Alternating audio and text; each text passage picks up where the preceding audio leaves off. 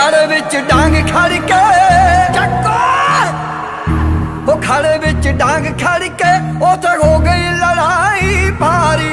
अर्जन